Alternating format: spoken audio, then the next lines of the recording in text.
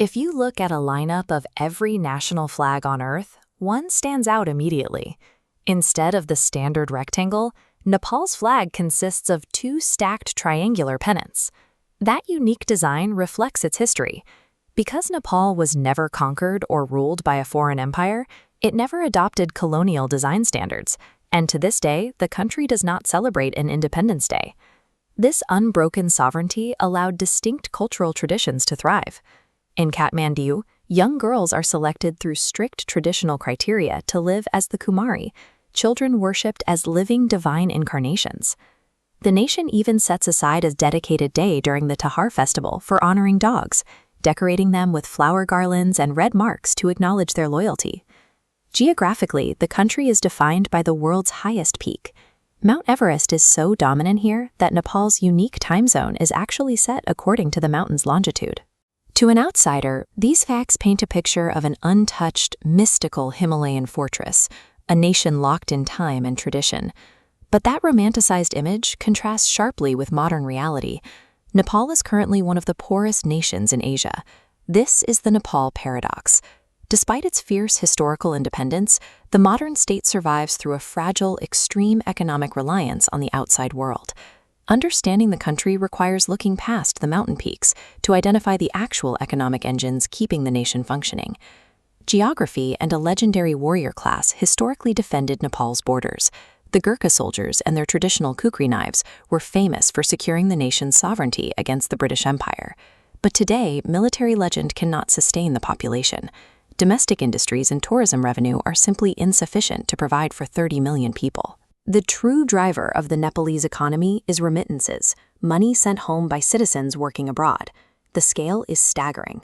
Roughly 25% of the entire national GDP is generated by young citizens laboring in foreign countries like Malaysia and the Gulf states. The very generation required to build the nation's future is often forced into exile just to keep the country financially breathing. Geography has become a logistical trap.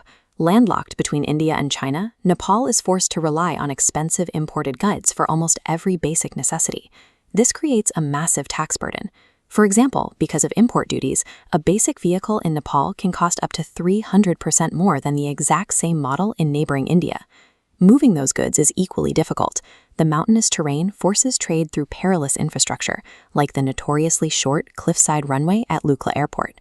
Even the environment pays a price. While tourists expect pristine air, the capital of Kathmandu is often choked by severe urban pollution trapped within the mountain valley. The region also faces constant geological vulnerability. Nepal sits in a high-risk seismic zone, and the destruction from recent earthquakes left permanent scars on the nation's infrastructure and economy. The mountains that once protected Nepal's independence are the exact same mountains that isolate and endanger it economically today.